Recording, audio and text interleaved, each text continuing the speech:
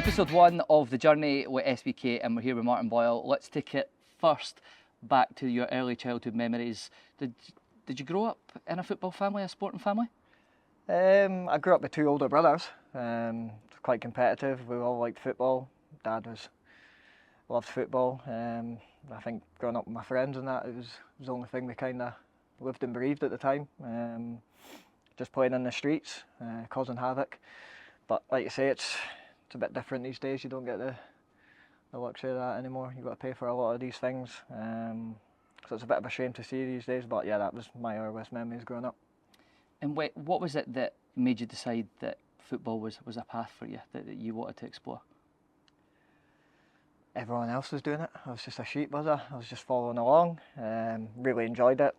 Loved running around, kicking a ball, like most people do. And yeah, took a shine to it. And like I say, it's been my life ever since. When you started your career, you never really took the traditional academy route. So what was it that, obviously going in and getting picked up, how did you go on the pathway to get started in football? Yeah, like I say, it's a long journey, a lot of hard work, a lot of sacrifices get put into it. I think people don't kind of realise that. But I think growing up in Aberdeen, there's not, that pathway there as much as Edinburgh, say Glasgow, is just around the corner.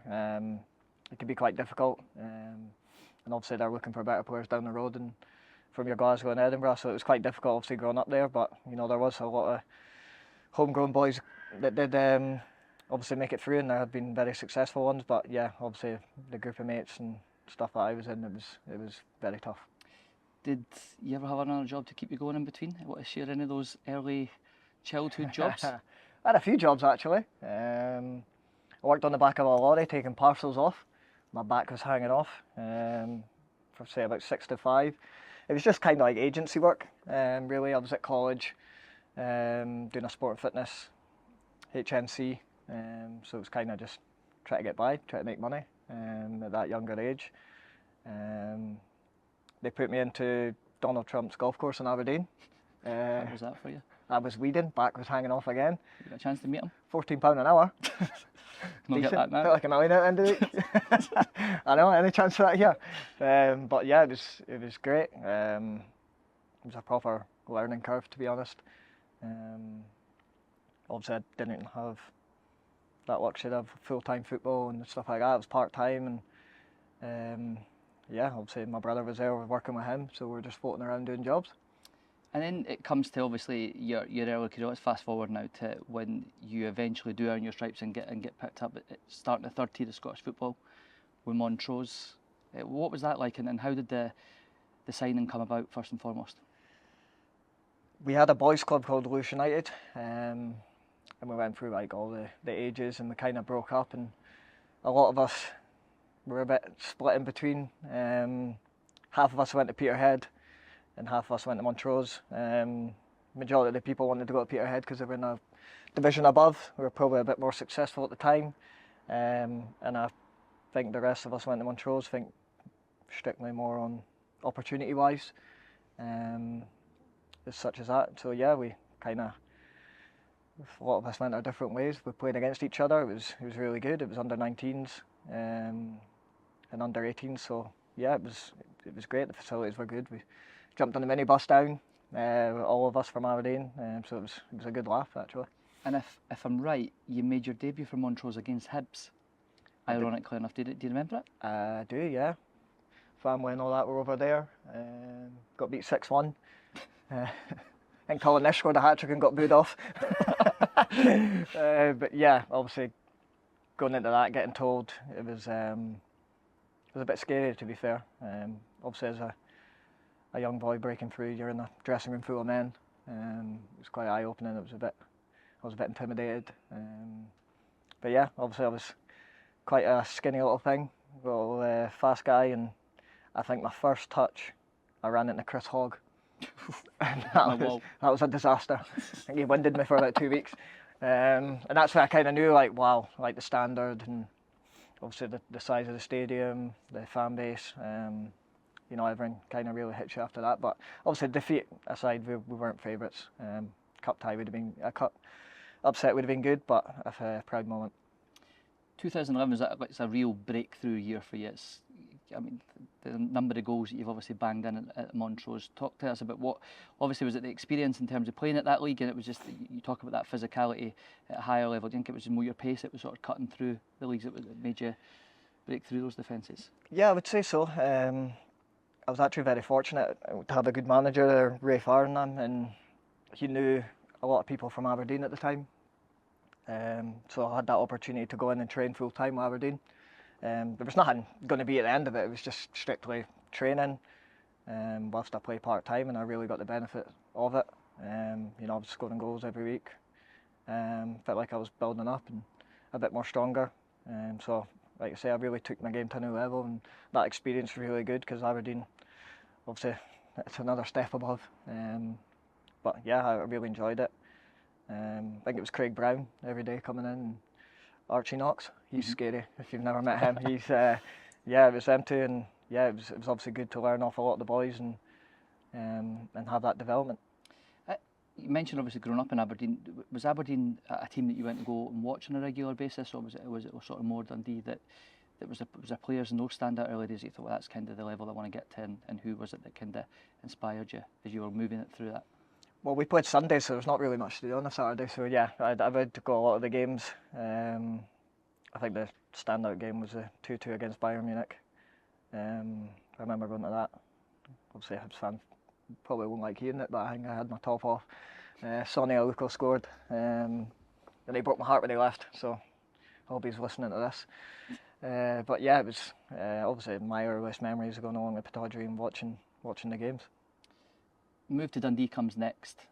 What do you recall about getting that phone call and knowing of their interest? And obviously, how do you feel was another step forward in your career? Well, Ray Farnham had joined Dundee to be the assistant manager, and obviously I'd done so well for Montrose, and it was a crazy season that, because I think that was the year Rangers went down to the third division, and Dundee have catapulted up to the Prem. So obviously it looked like I was going to sign in the Championship, and then went straight to the Premiership, which from Montrose to a Premiership is it's a really big jump. Or it was back then. You probably see it more regularly now, more talented people coming through. But yeah, it was. I still remember that call, driving down with my dad and my uncle, and yeah, I managed to get it done. And driving back, smile on our faces, and that was it. I was a full-time professional footballer. I had no idea what that looked like in mind. I had no idea the work that gets put into it. So that was obviously an eye-opener as well. And I'd booked a holiday with my mates in July, so I had to miss that for pre-season. So that's when the sacrifices started creeping in, and how much I put into the game and how much you miss. But thankfully now I'm reaping the award. You talked about being in a changing room at Montrose level. Then you take a step into a changing room with Dundee. Did you see a difference when you were in dealing with obviously players that are playing at a much higher level? And what was that difference between the two sort of levels in a changing room? Yeah, the intensity was much higher, the speed of the game, the strength of players, and probably the stature of players. Obviously going in, and the first person you meet is Rob Douglas. He's been in the gym for like 2 hours before training even starts. He was the ultimate pro. He was always in the gym, and obviously that's what I wanted to kind of do and follow footsteps in. Obviously not be a goalie, because that would be a shambles, but yeah, also there was a lot of key figures in that team, and like I said, we were in the Premiership, so it was going to be tough for us to obviously stay there. But I still remember that first game, and it was a Dundee derby. Unfortunately we got beat 3-0, but I got my first taste of what football in the Premiership was like.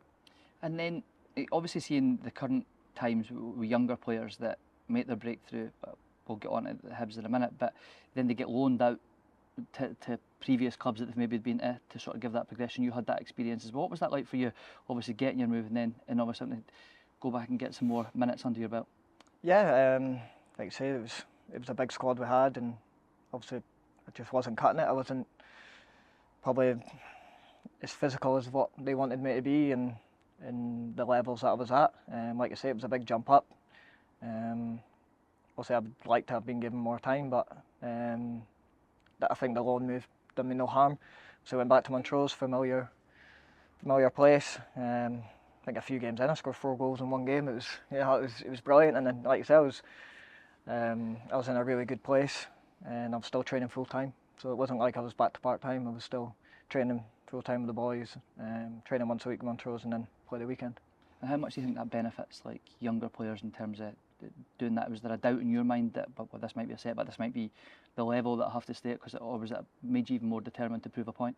No, I think like the manager explains it to you, and obviously it's good for your development. I never really had the development coming through. I never had that loan moves in me. I only had, that one at a young age.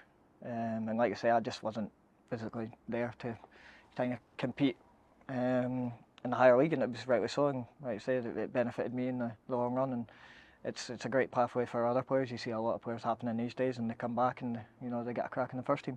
Go back to Dundee, and obviously a real standout. You have a great couple of games under your belt, and the interest then starts to develop from Hibs. Another loan spell for you, but obviously on a much bigger level in terms of working with a club like Hibs. What was that like?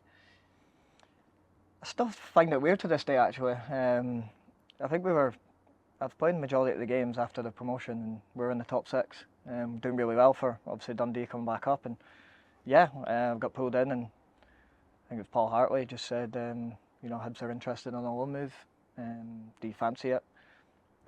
Ultimately at the time, we obviously didn't know a lot about it, and he was just like, go speak to Kevin Thompson and James McPake, and they'll tell you more. And I think that was a chat less than a minute, and they already convinced me to kind of go on loan. And what was it they says to you that convinced you when you were speaking to those two? Oh, it was two big personalities at Hibs at the time. Yeah, size of the club, fan base, training ground, sold it all. Great place to live, capital. Kind of sold it like that, and it's a new opportunity for me. So yeah, that was kind of the way it went. So you get the loan move to Hibs. What was it like making your debut? Pretty surreal. I think we drew 1-1 that game. I think Walker and Cummins scored. But yeah, I mean, by far the best atmosphere I've experienced. It was terrifying. Running down that touchline, way to warm up, and the abuse you get is obviously I embrace it now, but back then it was a bit intimidating, it was a bit scary. But yeah, I think just a full stadium and what it meant to everyone. You talked about the physicality that was obviously at the third tier. When you're at Easter Road and you're bombing up and down that one that we see in front of us at the moment, where was the point you knew I kind of really need to build on my physicality in terms of being able to deal with that at this level? Well, I've been trying to build my physicality for my whole career, funnily enough, and it's just not happening. I think I worked more on my core and my balance. So a lot of people might not think that with the balance, I'm always falling over, but yeah, I try be strong in that aspect and balance and aerodynamic, try stay low, get away from people. That's kind of the way I work around my game. Obviously I know I'm not going to be a huge, but like Stevenson, he's the same size as me and he's a unit, but I've accepted what I am, and I've used it to the best of my ability. So then your permanent move to Hibs, let's talk about that now. Obviously, when did you know that Hibs wanted to make the loan move permanent, and again, what was that like for you and your family? Hadn't already played here? Like you say, it was a crazy. I'd done my knee. I'd done my medial ligament against Falkirk before the playoffs. I remember I actually got a real run of games. Leading up to that, I'd scored in a few, and then Tom Taylor, me and him collided, and I had to get an operation on my medial. I was out of contract at Dundee, and obviously went away to London or something for the weekend. Yeah, it was kind of just worrying the whole summer what was going to happen. And thankfully, my agent picked up the phone, and Stubbsy had that belief in me and gave me a 2-year deal. There was a real change around the club at that time. There was obviously Stubbs had come in. He inherited ultimately a young squad that he had to then build. What was it like knowing that he seen you as part of that vision? He seen you as part of the plans that he had to change the fate of the club? Yeah, obviously the start of the 6 months before that I wasn't here, but he obviously brought in who he wanted to bring in and identify what he wanted for the club. So obviously I'm thankful for that he's obviously made me a part of this and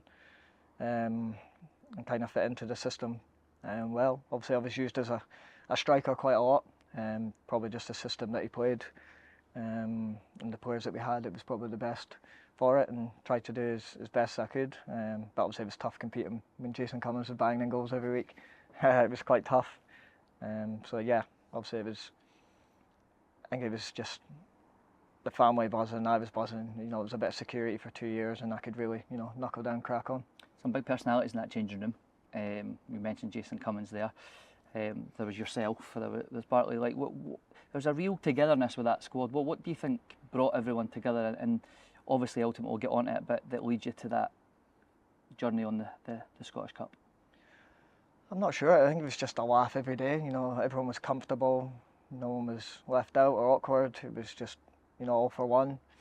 You know, banter and joking every day. But as soon as we were on that pitch, you know, everyone kind of flicked a switch, and it was serious. So we knew the standards, and what we wanted to achieve was to get out the division ultimately. But yeah, that togetherness is probably the best that we've had. Everyone was buying into it, and yeah, obviously the banter over the years that we had was incredible.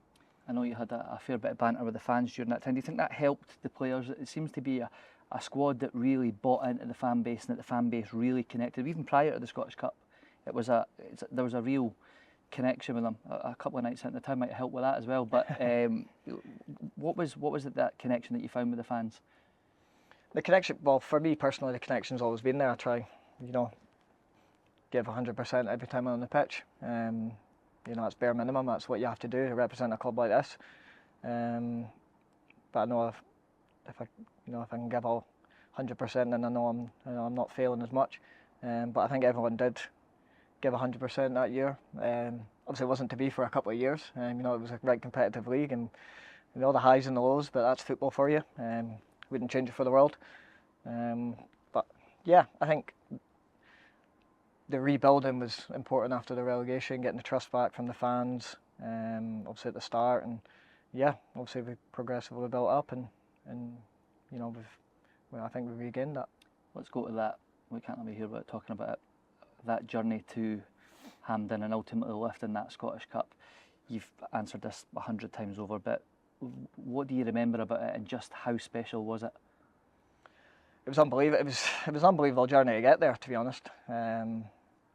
Obviously the Raith Rovers game, the replays against Hearts, the Dundee United semi-final in pens. You know, Jason Cummins dinking penalties in semi-finals. I mean, it was some laugh, was it? It was just remarkable. And obviously to progress there and eventually win it was quite surreal. Obviously, part of me wanted to play a bit more in the games, but it wasn't to be. But I still celebrated as if I scored a hattie in the final. But no, it was great. It was obviously, you know, the most memorable trophy that I've won, and hopefully I can add another. But yeah, it just stands out. And luckily, I managed to play a few of the games and be a part of the team that, well, the player that scored in the penalty. Celebrations were something else. I recall, actually, some of you remember, we had the sponsorship day, the next again day, that could have went the other way for us in terms of having fans at the stadium and lost the Scottish Cup. But do you remember about arriving at the stadium to do that sponsors day post winning the cup? Don't remember much, to be honest. Don't remember. Weekend was a blur. It was honestly, it was surreal. It was mad to put into words. Yeah, obviously showing up. We didn't think that much of it. We didn't think, obviously it hadn't been done for a while, and we didn't really see that bus parade ever before. And obviously we just kind of showed up, Blotto from the night before, and you know, the families jumped on a bus and we jumped on a bus, and off we went. It was mental. People just throwing up beers, lampposts, hanging out windows, scarves, flags, dogs flying through there. It was mad. And you know, so many people came out, and you can see how much that really meant. You know, grown men crying. Day after, people got David Gray tattooed on their back. It's, you know, you can see how much it meant, and it was unbelievable to be a part of. Seen any Martin Boyle tattoos? Nah, unfortunately not. Not reached that limit yet. 10 years with the club. What would be the word that you would be to sum it up in terms of now going on that journey, coming through third tier, being on loan, signing, Scottish Cup, and then imagining being here 10 years? What was it? What would you sum it up? A roller coaster, to be honest. It has been a roller coaster. I didn't ever in my wildest dreams imagine that I'd be playing football for this long. It's all I wanted to do when I was younger, and I think looking back, I've made some great memories and want to just keep going. A lot of regrets along the way with injuries and cup finals that we've lost, but yeah, looking back, I've had a memorable time here. Feels like I'm saying goodbye. I've said that to you before. I'm not. But yeah, I think just, every goal that I score, every assist, every game we win, it's the best feeling ever, and long may that continue. What does the club mean to you now? Obviously, growing up an Aberdeen boy, it feels like you've really immersed yourself in Hibs. Almost feels like you're a local lad now, and really connected with the fan base. Yeah, it means everything. Family are completely invested in it. Daughter loves coming to the game. Got a 2-year-old now who can speak and all shouts his Hibs. And if we go tell her to pick clothes, she just comes through with our Hibs top. So they love it. They love running on the pitch. They love the atmosphere. Love running around the training ground. It's just everything's settled. It's in place. It's been perfect. And obviously, if they're in a happy place and I'm in a happy place, and when you're happy, I feel like you can get the best performances out of your game. Along the way in Hibs, you get the international call-up. There was a lot of debate about whether you would play for Scotland. Obviously, I know that your old man was born in Sydney, but how much did you wrestle with that, making that decision, or was it really to make him proud in terms of having that, or was it more just about the dual passport? That was that was a wild 24 hours. Obviously, we had Mark Milligan and Jamie McLaren, and the Australian manager came to watch. And we said it for years, we knew, even when I played for Montrose, I was eligible, but I can't just email saying hey, I'm eligible, is there any chance of picking me? So obviously the further I've progressed, and obviously I was playing well, and I was a mainstay in the team. The Australian manager came to watch a game and asked if I fancied coming along to a camp, and I was like, yeah, 100%, perfect. On the phone to my dad, he was buzzing. We're all buzzing, nervous but excited. And then went away, had some lunch, came back, and I had a missed call from Alex McLeish. So I think it was me and Paul Hanlon in the dressing room, and I played out loud, and he's like, "Oh, give me a call back." And I broke down in sweat. I was like, "Oh no, I've already accepted to go away." And did you phone him back? I did phone him back, yeah. He just said that wasn't miles away. He's happy with the progress, but there's a lot of stronger players in that position who were, rightfully there. There were Ryan Fraser's, James Forrest was unbelievable that year. It was really tough, but he was just saying that he was keeping eyes on me and just keep going, to be honest. And that's obviously when I mentioned that I'd go along, and he just said, well, hopefully you enjoy it, and we'll see what happens. And yeah, I went along to Dubai on a 10-day camp and never looked back. And in terms of the international career, you've been afforded some unbelievable experiences with Australia, but there was a period where obviously there was the injury that set you back massively. How much did it mean to you that they still kept you involved and you're branded the hype man? Was it part of disappointment, but also a sense of belonging that you were still part of the experience? Don't know, it still haunts me to this day, that injury. Obviously, 1 or 2 games away from the pinnacle of everyone's career, playing at a World Cup.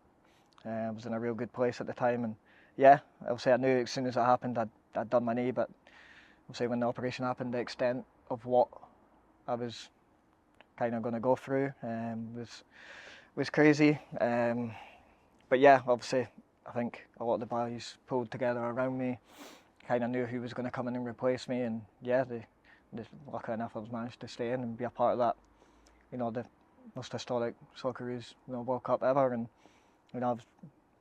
as much as I was a role, I wasn't doing that around the players, but obviously I go back to my room, and it wasn't all eyes and pretty, and there was a lot of hard times, but when I was at the games, I was #1 supporter. I was on the pitch, popped my cocodamals every 20 minutes because I was in agony after Croatia. But yeah, like I said, and Bernard, to this day, I'm forever grateful for what he's done for me through my international career.